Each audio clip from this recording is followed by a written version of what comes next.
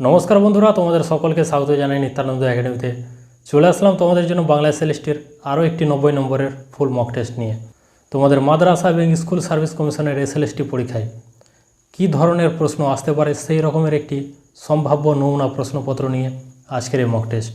তাই মক টেস্টে অবশ্যই শুরু থেকে শেষ পর্যন্ত যুক্ত থাকবে এবং প্রতিটি প্রশ্নের উত্তর তোমরা কমেন্ট বক্সে জানানোর চেষ্টা করবে। এবং এই সম্পূর্ণ মক টেস্টটি শেষ হয়ে যাওয়ার পর কে কত স্কোর করলে সেটি অবশ্যই কমেন্ট করে জানিয়ে দেবে। আর এই চ্যানেলে যারা প্রথমবার ভিডিও দেখছো তোমরা চ্যানেলটিকে এখনও সাবস্ক্রাইব করে নাও বাংলা এসএলএসটির বেস্ট প্রিপারেশনের জন্য। তাহলে চলো আর দেরি না করে শুরু করা যাক আজকের এই মক টেস্ট। চলো দেখে নেওয়া যাক আজকের প্রথম প্রশ্ন। প্রথম প্রশ্ন দেখো কি রয়েছে। চম্পার 7 ভাই কোথায় দাঁড় টানে? শ্যামকম্বোজে, কপিল মুনির দ্বীপে, নীলকমলের দেশে নাকি জবদ্বীপে? 7 ভাই চম্পা কবিতা থেকে প্রশ্ন। সঠিক উত্তর কী হবে? তোমরা উত্তর অবশ্যই কমেন্ট বক্সে জানাও। চম্পার 7 ভাই কোথায় দাঁড় টানে? তো চম্পার 7 ভাই দাঁড় টানে শ্যামকম্বোজে। অপশান ক হচ্ছে সঠিক উত্তর। চলো 2 নম্বর প্রশ্নে। বাংলা শব্দ ভাণ্ডারে ইনকিলাব ও শহীদ শব্দটি ঢুকিয়েছিলেন কে? রবীন্দ্রনাথ, বিদ্যাসাগর, যতীন্দ্রনাথ ঠাকুর নাকি নজরুল ইসলাম? বাংলা শব্দ ভাণ্ডারে ইনকিলাব ও শহীদ শব্দটি কে ঢুকিয়েছেন? তো এই প্রশ্নের সঠিক উত্তরটি হয়ে যাবে নজরুল ইসলাম। চলো 3 নম্বর প্রশ্নে। ঝড়ো সাধুর কাজ কী ছিল? ঝড় তুলে মূল্যবান জিনিস লুট করা, গাড়ি তৈরি, নৌকা তৈরি নাকি মাছের ব্যবসা? ঝড়ো সাধুর কাজ কী ছিল? তো ঝড়ো সাধুর কাজ ছিল নৌকা তৈরি। চলো 4 নম্বর প্রশ্নে। অন্নদাশঙ্কর রায় লন্ডনে ভ্রমণে যাওয়ার সময় যে বইটি সাথে নিয়েছিলেন সেটি কি? গীতা, বাইবেল, চয়নিকা নাকি বঙ্কিমচন্দ্র চট্টোপাধ্যায়ের আনন্দমঠ? অন্নদাশঙ্কর রায় যখন লন্ডন ভ্রমণে গিয়েছিলেন তখন সাথে কোন বইটি নিয়ে গিয়েছিলেন পড়ার জন্য? পথে প্রবাসে প্রবন্ধ থেকে প্রশ্ন অন্নদাশঙ্কর রায়ের। তো এই প্রশ্নের সঠিক উত্তরটি হয়ে যাবে রবীন্দ্রনাথের চয়নিকা। চলো 5 নম্বর প্রশ্নে। হরকরা নামক পত্রিকাটি হলো হিন্দি পত্রিকা, বাংলা পত্রিকা, ইংরেজি পত্রিকা নাকি উর্দু পত্রিকা? হরকরা নামক পত্রিকাটি কোন ভাষার পত্রিকা? তো এই প্রশ্নের সঠিক উত্তরটি হয়ে যাবে ইংরেজি পত্রিকা। চলো 6 নম্বর প্রশ্নে। বর্ষার দিনে প্রবন্ধের লেখক প্রমোদ চৌধুরীর কানে রবীন্দ্রনাথের একটি পুরনো গান এর প্রথম ছত্র ঘুরে ফিরে আসছে, সেই গানটি হলো নীল নবঘনে আষাঢ় গগনে রজনী শাওন ঘন ঘন দেয় গরজন, এমন দিনে তারে বলা যায় ছোট প্রাণ ছোট ব্যথা ছোট ছোট দুঃখ কথা। কোনটি হবে? তো এই প্রশ্নের সঠিক উত্তরটি হয়ে যাবে এমন দিনে তারে বলা যায়। চলো 7 নম্বর প্রশ্নে। মায়াবতী অদ্বৈত আশ্রম কে প্রতিষ্ঠা করেছিলেন স্বামীজির ইচ্ছা ও অনুপ্রেরণায়? Mrs Bull, Miss Noble, Miss MacLeod নাকি মিসেস সেভিয়ার? মায়াবতী অদ্বৈত আশ্রম কে প্রতিষ্ঠা করেছিলেন স্বামীজির ইচ্ছা ও অনুপ্রেরণায়? তো এই প্রশ্নের সঠিক উত্তরটি হয়ে যাবে মিসেস সেভিয়ার। মিসেস সেভিয়ার প্রতিষ্ঠা করেছিলেন মায়াবতী অদ্বৈত আশ্রম। চলো 8 নম্বর প্রশ্নে। ড্যাশ ব্যাঘ্রে বৃষভে ঘটাবে সমন্বয় শূন্যস্থানে কী হবে? বীর সন্ন্যাসী, বাঙালির ছেলে, বাঙালির কবি নাকি আমাদের ছেলে? কে ব্যাঘ্রে বৃষভে ঘটাবে সমন্বয়? তো এই প্রশ্নের সঠিক উত্তরটি হয়ে যাবে বাঙালির ছেলে। চলো 9 নম্বর প্রশ্নে। বাংলা ভাষায় কোন শব্দের প্রবেশ আর ব্যাপকভাবে হবে না একথা অনায়াসে বলা যায়? আরবি, ইংরেজি, ফার্সি নাকি ক গ দুটোই? বাংলা ভাষায় কোন শব্দের প্রবেশ আর ব্যাপকভাবে হবে না, এ কথা অনায়াসে বলা যেতে পারে। কোন ভাষার শব্দ? তো এই প্রশ্নের সঠিক উত্তরটি হয়ে যাবে অপশন ঘ, আরবি এবং ফার্সি দুটোই। চলো 10 নম্বর প্রশ্নে, পাতালকন্যা কাব্যগ্রন্থের রচয়িতা কে? কবিতা সিংহ, অজিত দত্ত, অমিয় চক্রবর্তী নাকি নীরেন্দ্রনাথ চক্রবর্তী? পাতালকন্যা কাব্যগ্রন্থের রচয়িতা কে? তো পাতালকন্যা কাব্যগ্রন্থের রচয়িতা হয়ে যাবে অজিত দত্ত। চলো 11 নম্বর প্রশ্নে, রাধারানী ঘর ঝাঁটানোর সময় যে একটি নোট পেয়েছিল তা দিয়ে কি কিনেছিল? মায়ের পথ্য, তৈল, ক খ দুটোই ঠিক নাকি কিছুই কিনেনি? রাধারানী ঘর ঝাঁটানোর সময় যে একটি নোট পেয়েছিল তা দিয়ে কি কিনেছিল? তো এই প্রশ্নের সঠিক উত্তরটি হয়ে যাবে কিছুই কিনেনি। রাধারানী মালা বিক্রি করে যে টাকাটি পেয়েছিল সেটা দিয়ে মায়ের পথ্য কিনেছিল, কিন্তু ঘর ঝাঁটানোর সময় যে নোটটি পেয়েছিল সেটি কিন্তু রেখে দিয়েছিল। চলো 12 নম্বর প্রশ্নে, মাথার ওপর একটা ভয়ঙ্কর কালো আকাশ ড্যাশ থাবা উঁচিয়ে বসে আছে, শূন্যস্থান পূরণ করুন। শূন্যস্থানে কী হবে? কালপুরুষের মতো, দানবের মতো, বাঘের মতো নাকি যমদূতের মতো? মাথার উপর একটা ভয়ঙ্কর কালো আকাশ ড্যাশ থাবা উঁচিয়ে বসে আছে, শূন্যস্থানে কী হবে? তো শূন্যস্থানে হয়ে যাবে বাঘের মতো। মাথার উপর একটা ভয়ঙ্কর আকাশ বাঘের মতো থাবা উঁচিয়ে বসে আছে। চলো 13 নম্বর প্রশ্নে, কাঁধে যারা খাদ্যহারা আমার সন্তান তারা, কথাটি কে বলেছে? বুদ্ধ, ধর্মপাল, সুপ্রিয়া নাকি রত্নাকর শেঠ? কাঁধে যারা খাদ্যহারা আমার সন্তান তারা, কথাটি কে বলেছে? তো এই কথাটি বলেছিল সুপ্রিয়া। চলো পরবর্তী প্রশ্নে, ছন্দের জাদুকর নামে কে পরিচিত? সত্যেন্দ্রনাথ দত্ত, সুকুমার রায়, যতীন্দ্রমোহন বাগচি নাকি বুদ্ধদেব বসু? ছন্দের জাদুকর নামে কে পরিচিত? তো ছন্দের জাদুকর নামে পরিচিত সত্যেন্দ্রনাথ দত্ত। চলো 15 নম্বর প্রশ্নে, সৃষ্টি রয়েছে তোমা পানে চেয়ে, তুমি আছো চোখ বুজে, কে চোখ বুজে রয়েছে? ঋষি দরবেশ, নাস্তিকগণ, অহংকারী মানুষ নাকি অত্যাচারী শক্তি? সৃষ্টি রয়েছে তোমার পানে চেয়ে, তুমি আছো চোখ বুজে, কে চোখ বুজে রয়েছে? তো এই প্রশ্নের সঠিক উত্তরটি হয়ে যাবে ঋষি দরবেশ। চলো 16 নম্বর প্রশ্নে, এখানে আকাশ নীল কবিতা অনুসারে মুকুন্দরাম চণ্ডিকামঙ্গল লিখতে বসেছিল কখন? দুপ্রহরে, প্রভাতে, সন্ধ্যায় নাকি ভোরে? এখানে আকাশ নীল কবিতায় মুকুন্দরাম চক্রবর্তী চণ্ডিকামঙ্গল লিখতে বসেছিল কখন? তো এই প্রশ্নের সঠিক উত্তরটি হয়ে যাবে দুপ্রহরে। এবং কোকিলের ডাক শুনে মুকুন্দরামের লেখা বাধা পায়। চলো 17 নম্বর প্রশ্নে, নিজেরাও আজ ভাসিয়া চলেছে সঙ্গ লইয়া তার, এখানে কাদের কথা বলা হয়েছে? তাঁতি সম্প্রদায়ের, বেদে সম্প্রদায়ের, কাহার সম্প্রদায়ের নাকি কৃষক সম্প্রদায়ের? নিজেরাও আজ ভাসিয়া চলেছে সঙ্গ লইয়া তার, এখানে কাদের কথা বলা হয়েছে? তো এখানে বলা হয়েছে বেদে সম্প্রদায়ের কথা। কোন কবিতা থেকে প্রশ্ন? মধুমতি নদী দিয়া, জসিমউদ্দিনের লেখা। চলো 18 নম্বর প্রশ্নে, দিনে মারেরা এদেশে বসবাসের অনুমতি পেয়েছিল কবে? 1756 খ্রিস্টাব্দে, 1765 খ্রিস্টাব্দে, 1856 খ্রিস্টাব্দে নাকি 1865 খ্রিস্টাব্দে? দিনে মারেরা এদেশে বসবাসের অনুমতি পেয়েছিল কবে? তো এই প্রশ্নের সঠিক উত্তরটি হয়ে যাবে 1756 সালে। চলো 19 নম্বর প্রশ্নে,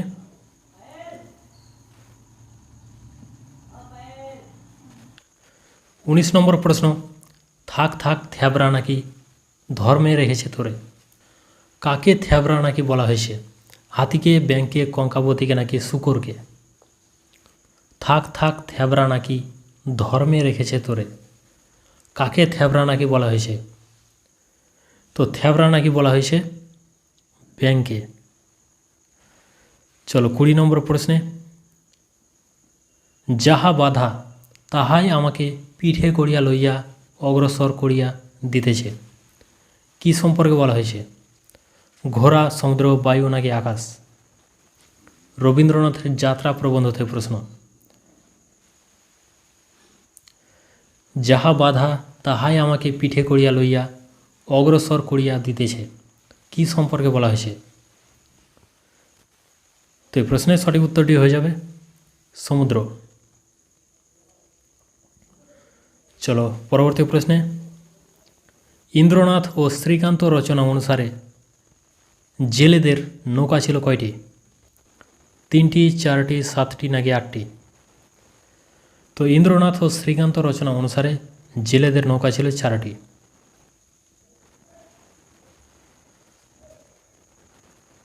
চলো পরবর্তী প্রশ্নে, দুর্বলের প্রতি সবলের অধিকার তার উপর নির্বিবাদে জারি করত সকলে, তার বলতে কার কথা বোঝানো হয়েছে? ঠেলাগাড়ি গল্প থেকে প্রশ্ন। নরু, পুটু, টুনি নাকি নিতাই? দুর্বলের প্রতি সবলের অধিকার তার উপর নির্বিবাদে জারি করত সকলে, তার বলতে কার কথা বোঝানো হয়েছে? তো তার বলতে বোঝানো হয়েছে এখানে নরুর কথা। চলো 23 নম্বর প্রশ্নে, রাজার কত নম্বর কবিতা শুনতে শুনতে রানী ঘুমিয়ে পড়েছিল? 3 নম্বর, 5 নম্বর, 7 নম্বর নাকি 8 নম্বর? রাজার কত নম্বর কবিতা শুনতে শুনতে রানী ঘুমিয়ে পড়েছিল? তো রাজার 5 নম্বর কবিতা শুনতে শুনতে রানী ঘুমিয়ে পড়েছিল। চলো 24 নম্বর প্রশ্নে, সভ্যতার শ্রীবৃদ্ধি, বিজ্ঞানের প্রসার এদের কোনো কাজে লাগেনি, কাদের কথা বোঝানো হয়েছে? ধীবরদের, বেদে সম্প্রদায়ের, নাগা গারোরাদের নাকি চিল্কার দ্বীপবাসীদের? সভ্যতার শ্রীবৃদ্ধি, বিজ্ঞানের প্রসার এদের কোনো কাজে লাগেনি, কাদের কথা বলা হয়েছে? তো এখানে বলা হয়েছে চিল্কার দ্বীপবাসীদের। চলো 25 নম্বর প্রশ্নে, নদের চাঁদ কত বছর স্টেশন মাস্টারি করেছে? 2 বছর, 3 বছর, 4 বছর নাকি 6 বছর? নদের চাঁদ কত বছর স্টেশন মাস্টারি করেছে? তো এই প্রশ্নের সঠিক উত্তরটি হয়ে যাবে 4 বছর। চলো 26 নম্বর প্রশ্নে, নিচের কোনটি জয় গোস্বামী রচনা? ভুতুম ভগবান, মাটির মাসুল, সবার উপরে মনস্তত্ত্ব নাকি কিংবদন্তির দেশে? নিচের কোনটি জয় গোস্বামী রচনা? তো এই প্রশ্নের সঠিক উত্তরটি হয়ে যাবে ভুতুম ভগবান। চলো 27 নম্বর প্রশ্নে, এ শ্রেণীর পাঠক ইংরেজি ভাষার প্রভাব থেকে মুক্ত, কোন শ্রেণীর পাঠক? প্রথম, দ্বিতীয়, তৃতীয় নাকি চতুর্থ? কোন শ্রেণীর পাঠক ইংরেজি ভাষার প্রভাব থেকে মুক্ত? তো এই প্রশ্নের সঠিক উত্তরটি হয়ে যাবে প্রথম শ্রেণীর পাঠক। চলো 28 নম্বর প্রশ্নে, তুমিও তেলের খনিতে কাজ করেছিলে না, কথাটি কে বলেছে? অপূর্ব, নিমাইবাবু, জগদীশবাবু নাকি রামদাস? তুমিও তেলের খনিতে কাজ করেছিলে না, কথাটি কে বলেছে? তো এই কথাটি বলেছে নিমাইবাবু। কাকে বলেছে? গিরিশ মহাপাত্রকে। চলো 29 নম্বর প্রশ্নে, ড্যাশ হাসে শিশু চাঁদের কর, শূন্যস্থানে কী হবে? বিশ্বমায়ের কোলে, বিশ্বমায়ের আসনে, দিগম্বরের জটায় নাকি বিশ্বমাতার বক্ষকোলে? ড্যাশ হাসে শিশু চাঁদের কর, শূন্যস্থানে কী হবে?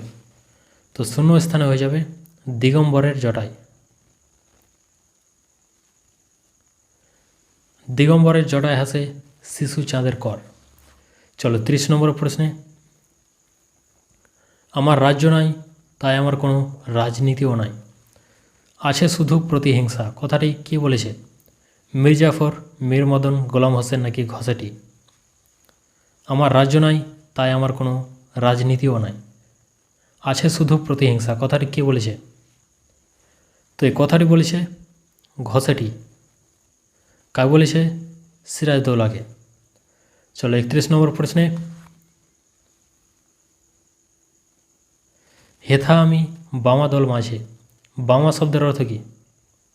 ব্রাহ্মণ দল, নারী, সখা নাকি রাক্ষসী? হেথা আমি বামা দল মাঝে, বামা শব্দের অর্থ কী?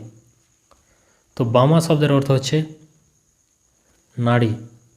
চলো 32 নম্বর প্রশ্নে, পরম সুখ কাকে বলে জানেন? কথাটি কে বলেছে? ইলিয়াস, মোল্লা সাহেব, বিরাগী নাকি পরশি? পরম সুখ কাকে বলে জানেন? কথাটি কে বলেছে? তো এই কথাটি বলেছে বিরাগী। কাকে বলেছে? জগদীশ বাবুকে। বিরাগী আসরকে হরিদা। চলো 33 নম্বর প্রশ্নে, রাসমণির পিতার নাম কি? প্রীতিরাম, হরেকৃষ্ণ দাস, হরচন্দ্র দাস নাকি মান্নারাম দাস? লোকমাতা রানী রাসমণি থেকে প্রশ্ন, রাসমণির পিতার নাম কি? তো রাসমণির পিতা হচ্ছেন হরেকৃষ্ণ দাস। চলো 34 নম্বর প্রশ্নে, মানস ধরার দল গর্বে অন্ধ ছিল যার থেকে বেশি? উগ্র বিভীষিকার থেকে, বাষ্পাকুল অরণ্যের থেকে, দুর্গম রহস্যের চেয়ে নাকি সূর্যহারা অরণ্যের চেয়ে? মানস ধরার দল গর্বে অন্ধ ছিল কার চেয়ে বেশি? তো মানস ধরার দল গর্বে অন্ধ ছিল সূর্যহারা অরণ্যের চেয়ে বেশি। চলো 35 নম্বর প্রশ্নে, আমার পৃথিবী হোক ড্যাশ, শূন্যস্থানে কী হবে? আমলকির মতো, অফুরান, নিরাকার নাকি কমলা লেবুর মতো? আমার পৃথিবী হোক ড্যাশ। তো এই প্রশ্নের সঠিক উত্তরটি হয়ে যাবে অফুরান। চলো 36 নম্বর প্রশ্নে, আলোবাবু পেশেন্টের ঘায়ে যেটি লাগিয়ে দিয়েছিল nitric acid, carbolic acid, sulphuric acid নাকি ফিটকিরি? আলোবাবু পেশেন্টের ঘায়ে কি লাগিয়ে দিয়েছিল? তো আলোবাবু পেশেন্টের ঘায়ে লাগিয়ে দিয়েছিল কার্বলিক অ্যাসিড। চলো পরবর্তী প্রশ্নে, উদিবেশে রবি ড্যাশ খুনে রাঙিয়া পুনর্বার, আমাদেরই, ক্লাইভের, অসহায় জাতির নাকি তোমাদেরই? উদিবেশে রবি ড্যাশ খুনে রাঙিয়া পুনর্বার। তো এই প্রশ্নের সঠিক উত্তরটি হয়ে যাবে আমাদেরই। উদিবেশে রবি আমাদেরই খুনে রাঙিয়া পুনর্বার। চলো 38 নম্বর প্রশ্নে, ধাইছে উধাও গ্রাসিতে মিহিরে ছিঁড়িয়া ড্যাশ, রশ্মির ছটা, গর্জন, ঝঞ্ঝা, বেনিবন্ধ নাকি কুণ্ডল চটা? ধাইছে উধাও গ্রাসিতে মিহিরে ছিঁড়িয়া ড্যাশ। তো এই প্রশ্নের সঠিক উত্তরটি হয়ে যাবে রশ্মির ছটা। চলো 39 নম্বর প্রশ্নে, চাহিবে না ফিরে কবিতাটি কার লেখা? রবীন্দ্রনাথ ঠাকুর, কামিনী রায়, মোহিতলাল মজুমদার নাকি অরুণ কুমার সরকার? চাহিবে না ফিরে কবিতাটি কার লেখা? তো চাহিবে না ফিরে কবিতাটি লিখেছেন কামিনী রায়। চলো 40 নম্বর প্রশ্নে, বুকে গুলি তবু হাতে নিশান, কার কথা বলা হয়েছে? প্রীতিলতা ওয়াদ্দেদার, বীণা দাস, গান্ধীজি নাকি মাতঙ্গিনী হাজরার? বুকে গুলি তবু হাতে নিশান, কার কথা বলা হয়েছে? তো এখানে বলা হয়েছে মাতঙ্গিনী হাজরার কথা। চলো 41 নম্বর প্রশ্নে, আমি একদা মনুষ্য বসতির মধ্যে বিষয় কর্মোপলক্ষে গিয়েছিলাম। কথাটি কে বলেছে? বৃহলাঙ্গুল, মহাদংস্ট্রা, অমিতধর নাকি ভালুক? আমি একদা মনুষ্য বসতির মধ্যে বিষয় কর্মোপলক্ষে গিয়েছিলাম। কথাটি কে বলেছে? তো এই কথাটি বলেছে বৃহলাঙ্গুল। চলো 42 নম্বর প্রশ্নে, রবীন্দ্রনাথ অস্থিবিদ্যা শিখতে শুরু করেছিল কার কাছে? সীতানাথ দত্তের কাছে, ক্যাম্পবেল মেডিকেল কলেজের এক ছাত্রের কাছে, বিষ্ণুপদ ভট্টাচার্যের কাছে নাকি হেরম্ব তত্ত্বরত্নের কাছে? রবীন্দ্রনাথ ঠাকুর অস্থিবিদ্যা শিখতে শুরু করেছিল কার কাছে? তো এই প্রশ্নের সঠিক উত্তরটি হয়ে যাবে ক্যাম্পবেল মেডিকেল কলেজের এক ছাত্রের কাছে। চলো 43 নম্বর প্রশ্নে, যৌবনকালে ইনি রীতিমতো বদরাগী ছিলেন। এখন রক্ত অনেকটা ঠান্ডা হইয়া আসিয়াছে, কার কথা বলা হয়েছে? সুকুমারের মাস্টারমশাইয়ের, জয়রাম মুখোপাধ্যায়ের, ইলিয়াসের নাকি গোপীনাথ বাবুর?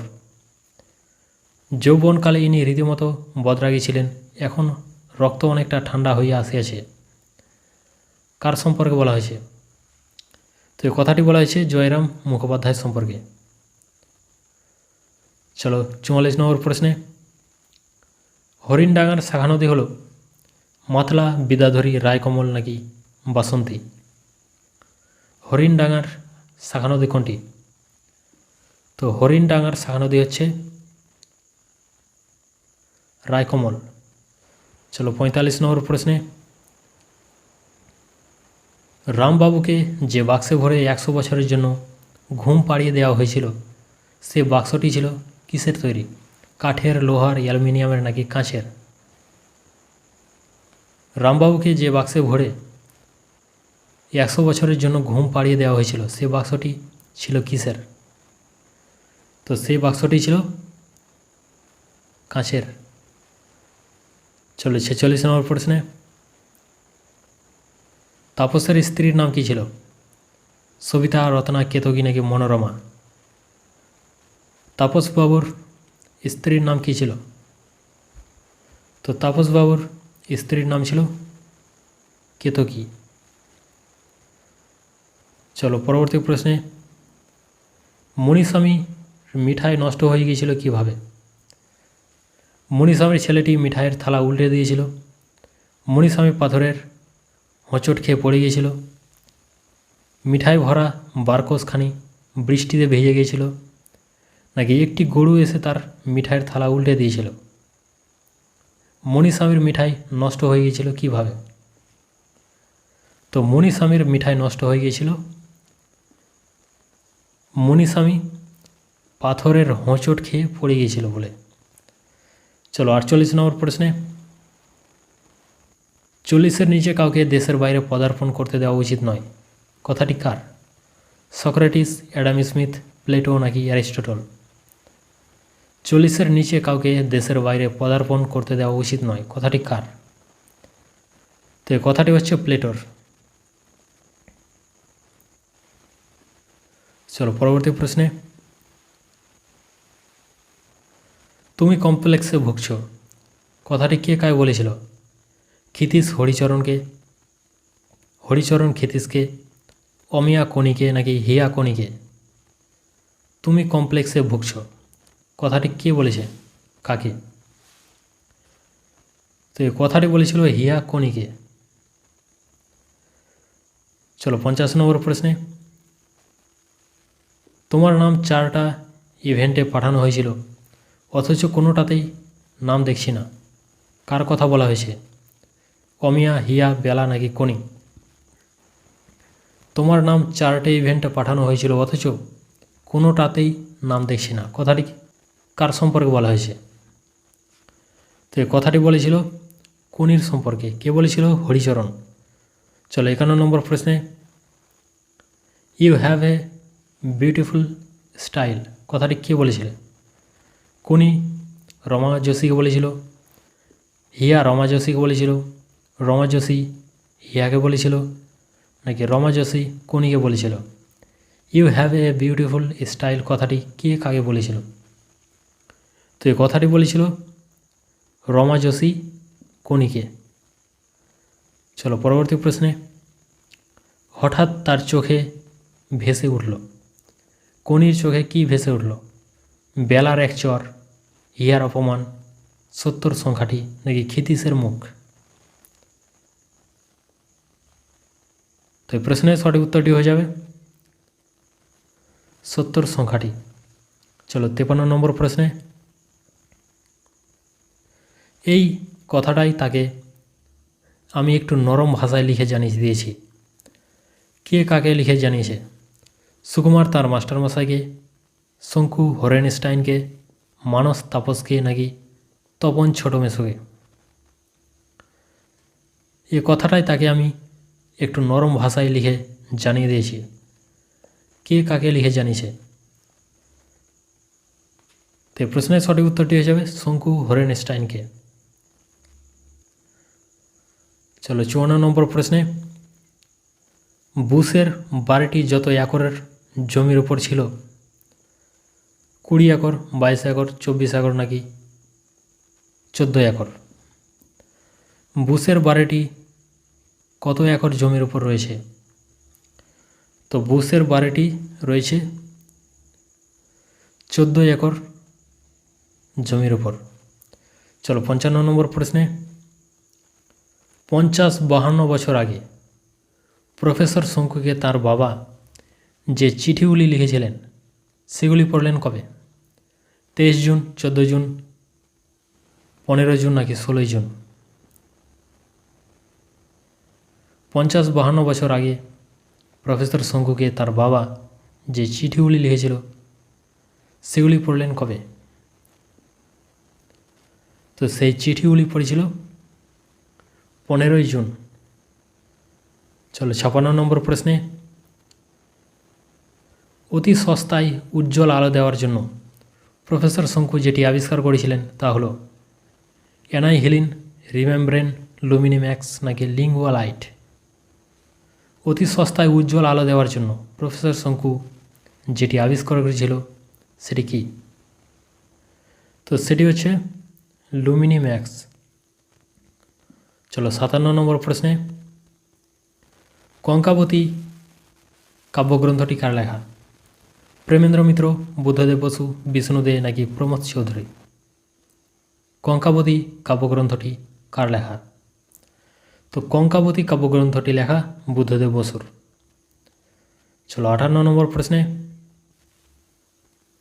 বিষ্ণুদের প্রথম কবিতা কোনটি? সাত ভাই চম্পা, ঘরসুয়ার, ওফেলিয়া নাকি টপ্পা ঠুংরি? বিষ্ণুদের প্রথম কবিতা কোনটি? তো বিষ্ণুদের প্রথম কবিতাটি হচ্ছে ঘরসুয়ার। চলো 59 নম্বর প্রশ্নে। মধুসূদন দত্ত তাঁর পদ্মাবতী নাটকের চরিত্র শচীশকে কোন চরিত্রের অবলম্বনে অঙ্কিত করেছেন? ইন্দ্রাণী অর্থাৎ জুনো, প্যালাস, ভিনাস নাকি হেলেন? মধুসূদন দত্ত তাঁর পদ্মাবতী নাটকের চরিত্র শচীশকে কোন চরিত্রের অবলম্বনে অঙ্কিত করেছিলেন? তো এই প্রশ্নের সঠিক উত্তরটি হয়ে যাবে ইন্দ্রাণী অর্থাৎ জুনো। চলো 60 নম্বর প্রশ্নে। দ্বিজেন্দ্রলাল রায় তাঁর কোন প্রহসনে বিলেত ফেরত নব্য হিন্দু ও শিক্ষিত রমণীদের নিয়ে পরিহাস করেছেন? প্রায়শ্চিত্ত, পুনর্জন্ম, ত্রহস্পর্শ নাকি আনন্দ বিদায়? দ্বিজেন্দ্রলাল রায় তাঁর কোন প্রহসনে বিলেত ফেরত নব্য হিন্দু ও শিক্ষিত রমণীদের নিয়ে পরিহাস করেছিলেন? তো এই প্রশ্নের সঠিক উত্তরটি হয়ে যাবে প্রায়শ্চিত্ত। চলো পরবর্তী প্রশ্নে। অচলায়তনের অভিনয়যোগ্য পরিবর্তিত রূপটি হলো কোন নাটক? অরব্রতন, শেষরক্ষা, গুরু নাকি মুকুট? অচলায়তনের অভিনয়যোগ্য পরিবর্তিত রূপ হলো কোন নাটক? তো এই প্রশ্নের সঠিক উত্তরটি হয়ে যাবে গুরু। চলো পরবর্তী প্রশ্নে। দুর্গেশ নন্দিনী উপন্যাসের প্রকাশকাল কত? 1865, 1868, 1858 নাকি 1882? দুর্গেশ নন্দিনী উপন্যাসের প্রকাশকাল কত? তো দুর্গেশ নন্দিনী উপন্যাসের প্রকাশকাল হয়ে যাবে 1865 খ্রিস্টাব্দ। চলো 63 নম্বর প্রশ্নে, বঙ্গদর্শনে যে জিনিসটা সেদিন বাংলার ঘরে ঘরে সকলের মনকে নাড়া দিচ্ছিল সে হচ্ছে বিষবৃক্ষ। বঙ্কিমচন্দ্রের উপন্যাস সম্পর্কে এই মন্তব্যটি কে করেছিলেন? শিবনাথ শাস্ত্রী, রবীন্দ্রনাথ ঠাকুর, গোপীকানাথ চৌধুরী নাকি ভূদেব মুখোপাধ্যায়? বঙ্গদর্শনে যে জিনিসটা সেদিন বাংলার ঘরে ঘরে সকলের মনকে নাড়া দিচ্ছিল সেটি হচ্ছে বিষবৃক্ষ। বঙ্কিমচন্দ্রের উপন্যাস সম্পর্কে এই মন্তব্যটি কে করেছিলেন? তো এই মন্তব্যটি করেছিলেন রবীন্দ্রনাথ ঠাকুর। চলো 64 নম্বর প্রশ্নে, শচীশ রবীন্দ্রনাথের কোন উপন্যাসের চরিত্র? চতুরঙ্গ, ঘরে বাইরে, যোগাযোগ নাকি শেষের কবিতা? শচীশ রবীন্দ্রনাথের কোন উপন্যাসের চরিত্র? তো শচীশ রবীন্দ্রনাথের চতুরঙ্গ উপন্যাসের চরিত্র। চলো 65 নম্বর প্রশ্নে, রবীন্দ্রনাথের কালান্তর প্রবন্ধের প্রকাশকাল কত? 1931 খ্রিস্টাব্দ, 1936 খ্রিস্টাব্দ, 1937 খ্রিস্টাব্দ নাকি 1940 খ্রিস্টাব্দ? রবীন্দ্রনাথের কালান্তর প্রবন্ধের প্রকাশকাল কত? তো রবীন্দ্রনাথের কালান্তর প্রবন্ধের প্রকাশকাল হয়ে যাবে 1937 খ্রিস্টাব্দ। চলো 66 নম্বর প্রশ্নে, চর্যাপদের কোন পদকর্তার কোনো পদ পাওয়া যায়নি? ভুজুকুপা, সবরপা, লারিডম্বিপা নাকি কুকুরিপা? চর্যাপদের কোন পদকর্তার কোনো পদ পাওয়া যায়নি? তো এই প্রশ্নের সঠিক উত্তরটি হয়ে যাবে লারিডম্বিপা। চলো 67 নম্বর প্রশ্নে, দৌলত কাজীর জন্মস্থান কোথায়? চট্টগ্রাম, মুর্শিদাবাদ, ইসলামাবাদ নাকি বীরভূম? দৌলত কাজীর জন্মস্থান কোথায়? তো দৌলত কাজীর জন্ম হচ্ছে চট্টগ্রামে। চলো 68 নম্বর প্রশ্নে, ভাগবতের প্রথম অনুবাদক কে? ময়ূরভট্ট, সনাতন গোস্বামী, মালাধর বসু নাকি বিজয় পণ্ডিত? ভাগবতের প্রথম অনুবাদক কে? তো ভাগবতের প্রথম অনুবাদক হচ্ছেন মালাধর বসু। চলো 69 নম্বর প্রশ্নে, কবিরঞ্জন কার উপাধি ছিল? কমলাকান্ত ভট্টাচার্যের, রামপ্রসাদ সেনের, ভারতচন্দ্রের নাকি গোবিন্দ দাসের? কবিরঞ্জন কার উপাধি ছিল? তো কবিরঞ্জন উপাধিটি ছিল রামপ্রসাদ সেনের। চলো 70 নম্বর প্রশ্নে, ভারতচন্দ্রের অন্নদামঙ্গল কাব্যের প্রকাশকাল কত? 1752, 1762, 1742 নাকি 1773? ভারতচন্দ্রের অন্নদামঙ্গল কাব্যের প্রকাশকাল কত? তো ভারতচন্দ্রের অন্নদামঙ্গল কাব্যের প্রকাশকাল হয়ে যাবে 1752 খ্রিস্টাব্দ। চলো 71 নম্বর প্রশ্নে, শিক্ষকদের মধ্যে অক্ষয়বাবুই প্রবীণতম। এখানে প্রবীণতম এটি হলো বিশেষণের বিশেষণ, বিশেষণের তারতম্য, সর্বনামের বিশেষণ নাকি পূরণবাচক বিশেষণ? তো প্রশ্নের সঠিক উত্তরটি হয়ে যাবে বিশেষণের তারতম্য। তো বিশেষণের তারতম্যটা কি? যে বিশেষণ এক বা একাধিক বস্তু বা ব্যক্তির সাথে তুলনা করা বোঝাবে সেটা হচ্ছে বিশেষণের তারতম্য। তোমরা এখানে দেখতে পাচ্ছ অক্ষয়বাবুর সাথে বাকি যেসব শিক্ষকরা আছেন তাদের সাথে তুলনা করা হয়েছে বয়সের, তাই এটি হয়েছে বিশেষণের তারতম্য। চলো 72 নম্বর প্রশ্নে, স্বাধীনতা সহনশীলতার সঙ্গেই উপভোগ করতে হয় এ বাক্যে সঙ্গে হলো যে প্রকার অব্যয়? পদান্বয়ী, সমুচ্চয়ী, অনন্বয়ী নাকি ধনাত্মক? সঙ্গে কোন প্রকার অব্যয় হবে? তো সঙ্গে হয়ে যাবে পদান্বয়ী অব্যয়। পদান্বয়ী অব্যয়টা কি? যে অব্যয় বাক্য মধ্যস্থ এক পদের সহিত অন্য পদের অন্বয় বা সম্বন্ধ দেখে দেয় সেটা হচ্ছে পদান্বয়ী অব্যয়। আর সমুচ্চয়ী অব্যয়টা কি? যে অব্যয় একাধিক পদ, বাক্যাংশ বা বাক্যের সংযোজন বিয়োজন করে তাকে বলা হচ্ছে সমুচ্চয়ী অব্যয়। যেমন উদাহরণ, বাঘ ও সিংহের মধ্যে খুব রেষারেষি। এখানে বাঘ ও সিংহ এর দুটি পদকে যোগ করেছে কে? ও। তাই ও হচ্ছে এটি সমুচ্চয় অব্যয়। আর অনন্বয়ী অব্যয়টা কি? বাক্যমধ্যস্থ যে পদের সঙ্গে যে সকল অব্যয়ের কোনো সরাসরি অন্বয় বা সম্পর্ক থাকে না, মনের বিস্ময়, হর্ষ, ঘৃণা, ভয় ইত্যাদি ভাব প্রকাশের জন্য যে অব্যয়গুলি ব্যবহৃত হয় সেটা হচ্ছে অনন্বয়ী অব্যয়।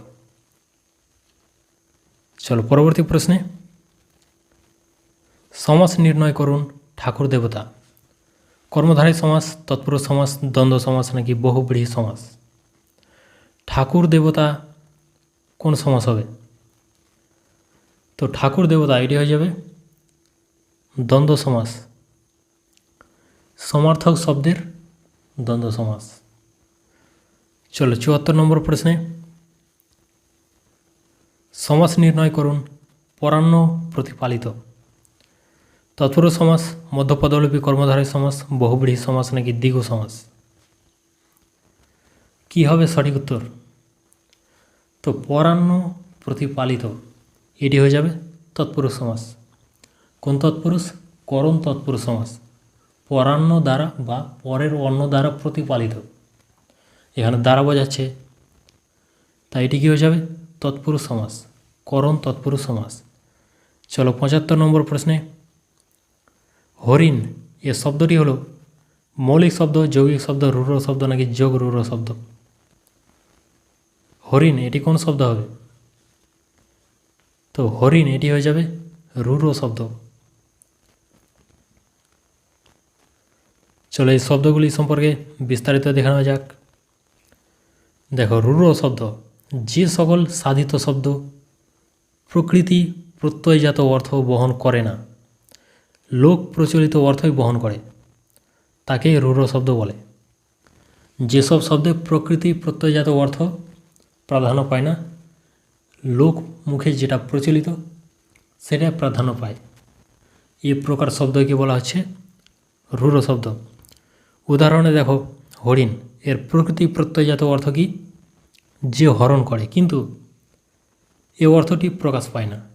কি প্রকাশ পায়? হরিণ বলতে একটি নিরীহ নিরুপম পশু বিশেষকেই আমরা বুঝি, যার সাথে হরণ করার কোনো সম্পর্ক নেই। এই ধরনের শব্দকে বলা হচ্ছে রূঢ় শব্দ। আর দেখো, মৌলিক শব্দ কাকে বলে? যে সকল শব্দকে বিশ্লেষণ করা যায় না তাকে বলা হয় মৌলিক শব্দ, যেমন মা, ভাই, হাত, পা, কান, ঘোড়া ইত্যাদি। আর যৌগিক শব্দ দেখো, যে সাধিত শব্দের অর্থ প্রকৃতি প্রত্যয়ের সম্মিলিত অর্থ হইতে পাওয়া যায় তাকে বলা হয় যৌগিক শব্দ। যৌগিক শব্দে প্রকৃতি প্রত্যয়ের অর্থই প্রাধান্য পায়। উদাহরণ দেখো, করণীয়। ক্রি, ক্রি ধাতুর অর্থ কি? করা। আর অণীয় ধাতুর অর্থ কি? উচিত। এ অর্থই কিন্তু প্রযুক্ত হয়েছে এবং উভয়ের সম্মিলনেই করণীয় শব্দটির সৃষ্টি হয়েছে। এ শব্দটির অর্থ কি? করা উচিত। এবার দেখো, যোগ রূঢ় শব্দ কাকে বলে? যে সকল শব্দ প্রকৃতি প্রত্যয়জাত অর্থগুলির মধ্যে একটি বিশেষ অর্থেই প্রসিদ্ধ তাকে বলা হয় যোগ রূঢ় শব্দ। চলো উদাহরণ সহ দেখে নেওয়া যাক, ভালোভাবে বুঝতে পারবে। পঙ্কজ, পঙ্ক জন যোগ ড শব্দটির প্রকৃতি প্রত্যয়জাত অর্থ হচ্ছে যাহা পঙ্কে জন্মে। তোমরা দেখো, শ্যাওলা, শামুক, শালক, কেঁচো, মাগুর, পাঁকাল, পদ্ম এছাড়াও অনেক কিছু পঙ্কেই জন্মায়, কিন্তু পঙ্কজ শব্দটির অর্থ কেবল পদ্ম ফুলের মধ্যেই কিন্তু সীমাবদ্ধ হয়ে গেছে। পঙ্কজ বলতে আমরা আর অন্য কিছুকে বুঝি না, পদ্ম ফুলকেই আমরা বুঝি। তাই এই ধরনের শব্দই হচ্ছে যোগ রূঢ় শব্দ। চলে যাব পরবর্তী প্রশ্নে। খালাস কোন শব্দ? আরবি, ফার্সি, দেশি নাকি পর্তুগিজ? খালাস কোন শব্দ? তো খালাস হচ্ছে আরবি শব্দ। চলো 77 নম্বর প্রশ্নে, রাজা বাদশাহ শব্দটি হলো দ্বিরুক্ত শব্দের শব্দদ্বৈত, যুগ্ম শব্দের শব্দদ্বৈত, পদ বিকারবাচক শব্দদ্বৈত নাকি ধনাত্মক শব্দদ্বৈত? রাজা বাদশাহ শব্দটি হলো কোন প্রকারের শব্দ? তো রাজা বাদশাহ হয়ে যাবে যুগ্ম শব্দের শব্দদ্বৈত। রাজা এবং বাদশাহ এ দুটোই হচ্ছে সমর্থক শব্দ, তাই এটি যুগ্ম শব্দের শব্দদ্বৈত। যুগ্ম শব্দের শব্দদ্বৈত কখন হয়? সমার্থক বা প্রায় সমর্থক ও বিপরীতার্থক এ 3 শ্রেণীর যুগ্ম শব্দে শব্দদ্বৈত হয়। কী কী বললাম? সমার্থক, প্রায় সমর্থক ও বিপরীতার্থক। যেমন সমর্থক শব্দের আরও যদি উদাহরণ দিই, গরিব দুঃখী, জনমানব, ভাগ বাঁটোয়ারা, দরদাম, এগুলি হচ্ছে সমার্থক শব্দের শব্দদ্বৈত। আর প্রায় সমার্থক দোল, দুর্গোৎসব, আদর আপ্যায়ন, আদব কায়দা, এগুলি হচ্ছে প্রায় সমর্থক শব্দের শব্দদ্বৈত। আর বিপরীতার্থক যেমন হাসি কান্না, আলো অন্ধকার, হিতাহিত, মেঘরৌদ্র, শত্রু মিত্র, এগুলি হচ্ছে বিপরীতার্থক। এই 3 প্রকার শব্দেই হয় যুগ্ম শব্দের শব্দদ্বৈত। চলো 78 নম্বর প্রশ্নে, কুলিদের হাঁক ডাকে ঘুম ভাঙল, এ বাক্যে হাঁক ডাক হলো ক্রিয়াবাচক বিশেষ্য, ভাববাচক বিশেষ্য, গুণবাচক বিশেষ্য নাকি সংজ্ঞাবাচক বিশেষ্য? কুলিদের হাঁক ডাকে ঘুম ভাঙল, হাঁক ডাক কোন প্রকার বিশেষ্য? তো এটি হয়ে যাবে ক্রিয়াবাচক বিশেষ্য।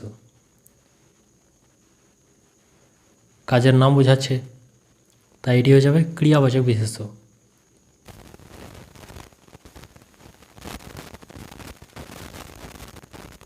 দেখো ক্রিয়াবাচক বিশেষ্য কাকে বলে? যে বিশেষ্য পদে কোনো কাজের নাম বোঝায় তাকে ক্রিয়াবাচক বিশেষ্য বলে। যেমন শোনা, আসা, যাওয়া, খাওয়া, ঘুমানো, লেখা, পড়া ইত্যাদি। আর ভাববাচক বিশেষ্য যে বিশেষ্য পদে প্রাণীর কোনো বিশেষ ভাব প্রকাশ পায় তাকে ভাববাচক বিশেষ্য বলে। যেমন ক্রোধ, আনন্দ, বেদনা, সুখ, হর্ষ, উল্লাস, উন্মত্ততা, উন্মাদনা ইত্যাদি।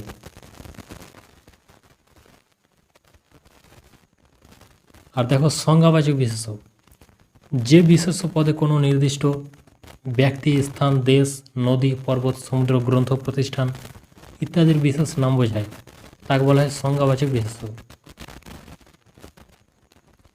চলো পরবর্তী প্রশ্নে, গিয়ে শুনি ব্রহ্মপুত্রে বন্যা এসেছে, এটি কোন প্রকার বাক্যের উদাহরণ?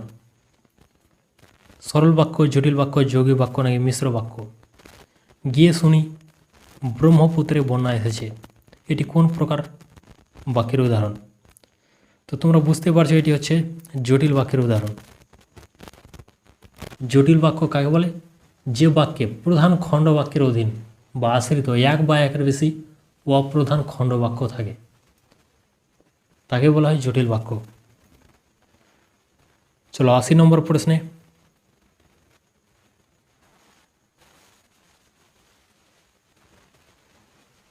জানালার কাঁচ ভাঙল কোন বাচ্যের উদাহরণ? কর্তৃবাচ্য, কর্মবাচ্য, ভাববাচ্য নাকি কর্মকর্তৃবাচ্য? জানালার কাঁচ ভাঙল কোন বাচ্যের উদাহরণ? তো এটি হয়ে যাবে কর্মকর্তৃবাচ্য। মনে রাখবে যে বাক্যে কর্তা থাকে না, কর্ম কর্তা হয়ে ক্রিয়া সম্পাদন করে সেটা হচ্ছে কর্মকর্তৃবাচ্য। এ বাক্যে দেখো কাঁচ, এটি কর্ম কিন্তু এটি কর্তার ভূমিকা পালন করেছে, কারণ এ বাক্যে কোনো কর্তা নেই। যদি আমি বলতাম লোকটি জানালার কাঁচ ভাঙল, তাহলে লোকটি এটি হতো কর্তা, কিন্তু এ বাক্যে কোনো কর্তা নেই। এ কর্মপদটি কর্তার ভূমিকা পালন করেছে, তাই কাঁচ হচ্ছে একটি কর্মকর্তৃবাচ্য। চলো 81 নম্বর প্রশ্নে,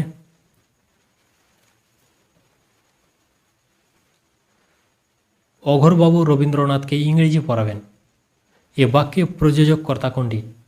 অঘোরবাবু রবীন্দ্রনাথকে ইংরেজি নাকি পড়াবেন?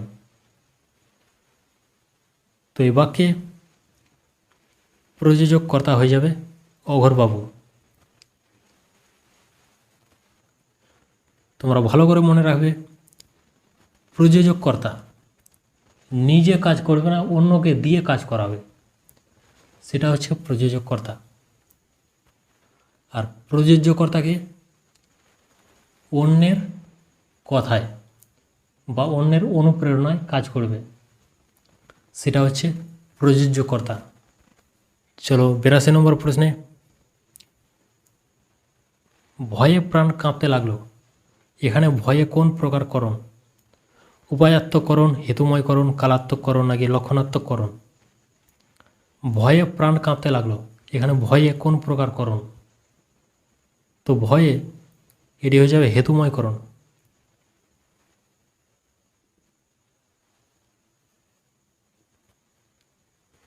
হেতুময়করণ কাকে বলে দেখো, হেতু বা কারণ অর্থ বোঝাতে হেতুময়করণ হয়, যেন ভয়ে প্রাণ কাঁপতে লাগলো। উপায়াত্মকরণ কি? যে উপায় দ্বারা কোনো কাজ সম্পন্ন হয় সেটা হচ্ছে উপায়াত্মকরণ।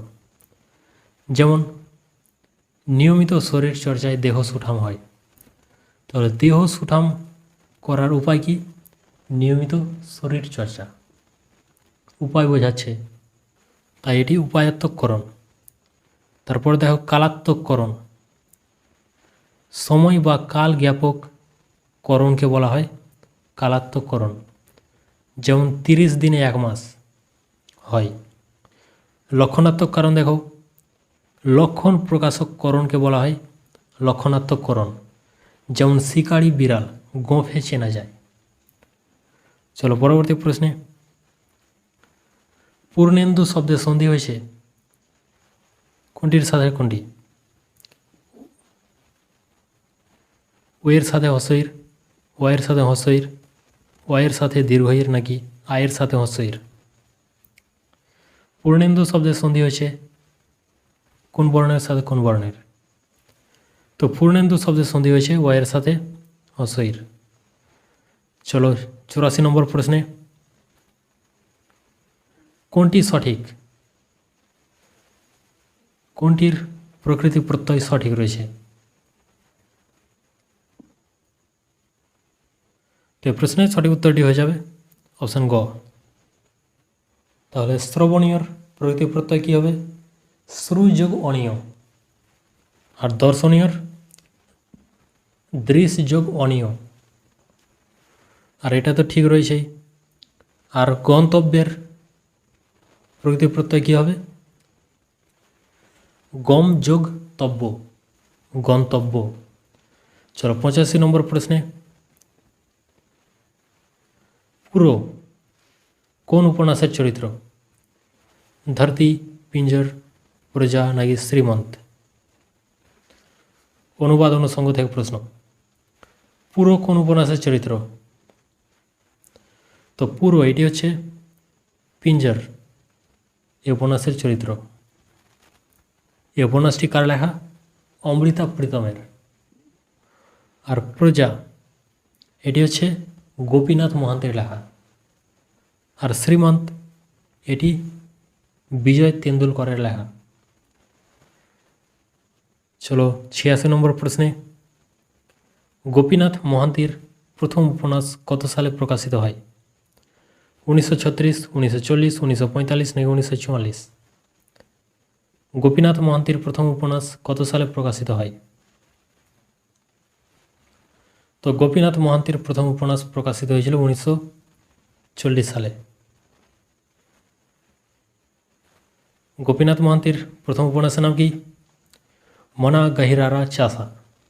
চলো 87 নম্বর প্রশ্নে, শাইলক কোন নাটকের প্রধান চরিত্র?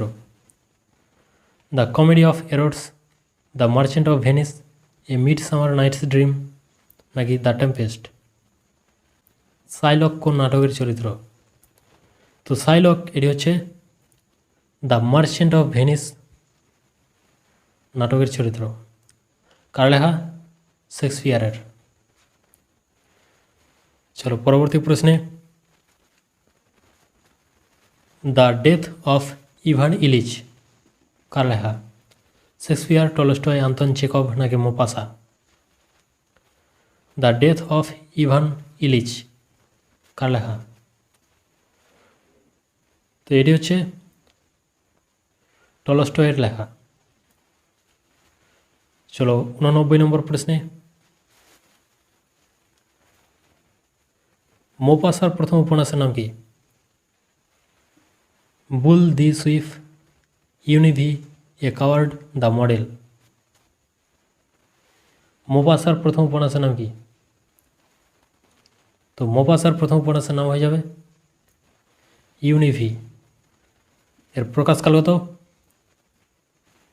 1883 খ্রিস্টাব্দ। চলো আজকের 90 নম্বরের ফুল মক টেস্টের লাস্ট প্রশ্নে, লিটারেচার ইমিটেটস লাইফ এর সঠিক বঙ্গানুবাদটি কী হবে?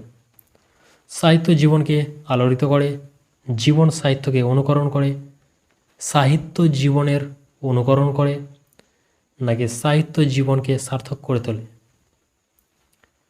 লিটারেচার ইমিটেটস লাইফ এর সঠিক বঙ্গানুবাদটি কী হবে?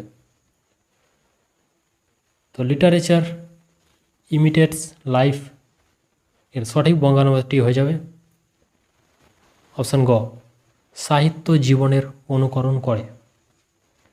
তাহলে আজকের মক টেস্ট এখানে শেষ হচ্ছে। তোমরা আজকের 90 নম্বরের টোটাল প্রশ্নের মধ্যে কতগুলি প্রশ্নের উত্তর তোমরা সঠিক দিতে পারলে বা কত স্কোর করতে পারলে সেটি অবশ্যই কমেন্ট করে জানাবে। আর এই ভিডিওটিকে তোমরা যত পারো বন্ধুদের সাথে শেয়ার করে দাও। আর আজকের এই মক টেস্টটি তোমাদের যদি ভালো লেগে থাকে তোমরা অবশ্যই একটি লাইক করে দাও।